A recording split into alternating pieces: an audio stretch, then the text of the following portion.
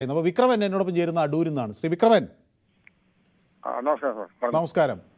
ശ്രീ വിക്രമന്റെ കണക്കുകൂട്ടലിൽ UDF-ന് ഈ വിജയം ആവർത്തിക്കാൻ അനായാസം കഴിയുമോ? ഒരിക്കലില്ല സാറേ. ഇത് പിന്നെ പഞ്ചായത്ത് ഇലക്ഷൻ പറഞ്ഞ പ്രാദേശികമായ ഉള്ള പ്രശ്നങ്ങളും വ്യക്തികളെ നോക്കിയാണ് പിന്നെ ഈ തദ്ദേശ സ്വയംഭരണ തെരഞ്ഞെടുപ്പ് നടന്നിട്ടുള്ളത്. അത് അസംബ്ലി തീർച്ചയായിട്ടും LDF വരും, പിണറായി ആയിരിക്കും അടുത്ത മുഖ്യമന്ത്രി. ഒരു തർക്കവും വേണ്ട അതിന്. ഇപ്പൊ ഈ 4-3-7 പഞ്ചായത്ത് ഇപ്പൊ കോൺഗ്രസ് കിട്ടും പറഞ്ഞാൽ ഇടകിട്ടിട്ടൊന്നും വലിയ കാര്യമില്ല. ഇതടുത്ത അസംബ്ലി ആകുമ്പോൾ മാറിയും ഒരു തർക്കവും ഇല്ല. BJP പിന്നെ സ്വപ്നം കാണുകയുള്ളൂ. ഞങ്ങളിപ്പോ ഇത്ര സീറ്റ് കഴിഞ്ഞ സുരേന്ദ്രൻ പറഞ്ഞില്ല 30 സീറ്റുണ്ട് ഞങ്ങൾ ഭരിക്കുന്നു വന്നിട്ട് എത്ര സീറ്റ് പിടിച്ചവര്? BJP ഇവിടെ കേരളത്തിൽ സീറ്റ് കിട്ടത്തില്ല സാറേ. അസംബ്ലിയിലേക്ക് കിട്ടില്ല. എവിടെ കിട്ടുന്നത്? അവര് പറയുന്നത് പണ്ട് ഇത് പലതും പറഞ്ഞു. ഇപ്പൊ അവര് നഗരസഭ പിടിച്ചില്ലേ? അപ്പൊ നഗരസഭ ഒരു കാലത്തും പിടിക്കാൻ പറ്റില്ല എന്ന് പറഞ്ഞൊരു സ്ഥലമായിരുന്നു. അതിപ്പോ മാറിയെന്നാ പറയുന്നത്. സാറേ അതെന്ന് പറയുന്നത് പ്രാദേശികമായിട്ട് വ്യക്തികളെ നോക്കിയാണ് വോട്ട് ചെയ്യുന്നത് കൂടുതലും. രാഷ്ട്രീയം വളരെ കുറവാണ്.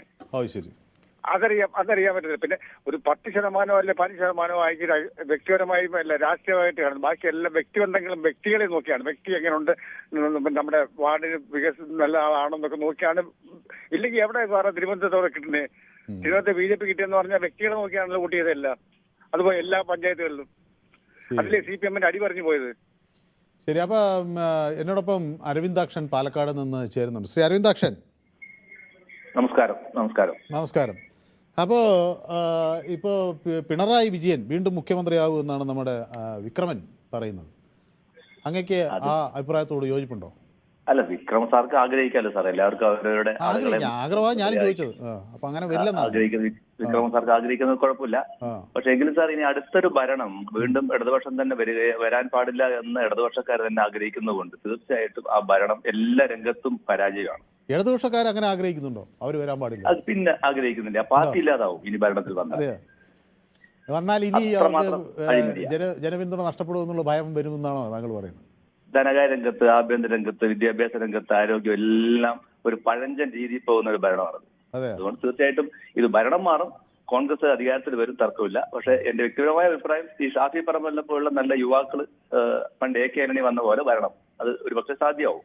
പക്ഷെ യുവാക്കളൊക്കെ വരുമ്പോഴൊക്കെ വലിയ തരത്തിലുള്ള ഒന്നും പിന്നീട് അങ്ങോട്ട് നിൽക്കുന്നത് കാണുന്നില്ല. ഇപ്പൊ ഇല്ല മനസ്സിലായി. ആന്റണി 38-ാമത്തെ വയസ്സിൽ മുഖ്യമന്ത്രിയായി. അല്ല, AK ആന്റണിയെ പോലെ ആ കാലഘട്ടത്തിൽ വയറായ രവിയെ പോലെയൊക്കെ അന്ന് വലിയ രാഷ്ട്രീയ പ്രബുദ്ധതയുള്ള ആളുകൾ ചെറുപ്പത്തിൽ വന്നു. കടന്നപ്പള്ളി രാമേന്ദ്രനെ പോലെയുള്ളവരൊക്കെ വന്നു ചെറുപ്പത്തിൽ.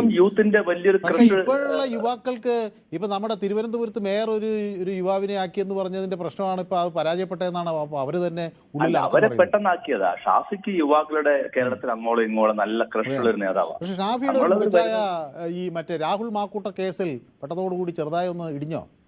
ഇല്ല അങ്ങനൊന്നും അതൊക്കെ ഇവര് പൊക്കി വരുന്നതല്ലേ.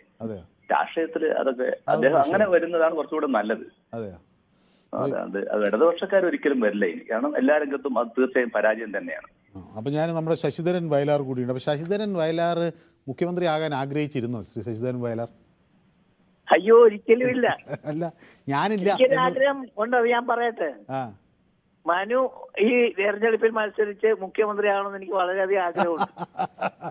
ഞാൻ മുഖ്യമന്ത്രി ആവണത് അല്ലേ? താങ്കൾ ഒരു സകലകലാവല്ലഭനാണ്. താങ്കൾക്ക് അറിയാത്തൊരു വിഷയവും ഇല്ല. അത് ശരി. പക്ഷെ അതൊന്നും പോരാ മുഖ്യമന്ത്രി ഞാൻ മുമ്പൊരു കാര്യം പറഞ്ഞില്ലേ, മനു ഒരു അഭിപ്രായം പറഞ്ഞില്ലേ, അതിനോട് ഞാൻ യോജിക്കുന്നില്ല. കാരണം ഷാഫി പറമ്പിനെ പോലുള്ളവരെ ആക്കാൻ അവർക്ക് പരിചയമില്ല എന്ന് മനു പറഞ്ഞതിൽ പരിചയമില്ലെന്നല്ല ഞാൻ പറഞ്ഞത്. ഇപ്പൊ രാഹുൽ മാക്കൂട്ടത്തിനെ കൊണ്ടുവന്നതും പിന്നീട് ആ പ്രശ്നങ്ങളും ആകെ കുഴഞ്ഞല്ലോ, ചക്ക കുഴയുന്ന പോലെ കുഴഞ്ഞല്ലോ. അപ്പൊ അതൊരു പ്രതിഷേധം ഇടിവേറ്റോന്ന് ഞാൻ ചോദിച്ചതേ ഉള്ളൂ. യുവാക്കളെ മുൻപന്തിയിലിട്ട് വരണം. കാരണം ഞങ്ങളുടെ ഇവിടെ ഇപ്പൊ വയലാർ പഞ്ചായത്തിന്റെ പ്രസിഡന്റ് ആരാന്നറിയാവോ? ഇന്ന് തെരഞ്ഞെടുക്കപ്പെട്ട ഹരിത കർമ്മസേനയിൽ നടന്ന ഒരു പാവം പെൺകുട്ടിയാ. അവള് സ്വപ്നത്തിൽ പോലും വിചാരിച്ചില്ലാകുമെന്ന്. സംവരണ സീറ്റാണ്. വേറെ പ്രഗത്ഭരാരും ഇല്ലാത്ത കാരണം ആ കുട്ടിക്ക് ആകേണ്ടി വന്നു. എന്റെ ഒരു സുഹൃത്തിന്റെ ഭാര്യയാണ്, ഒരു ഓട്ടോ ഡ്രൈവർ പയ്യന്റെ. അപ്പൊ അവര് കാര്യക്ഷമമുള്ള ഒരു ഭരണകർത്താവായി മാറുമോ? ഇതെല്ലായിടത്തും പിൻസീറ്റ് ഡ്രൈവിംഗ് കൊണ്ട് മനു എല്ലായിടത്തും ഉണ്ട്.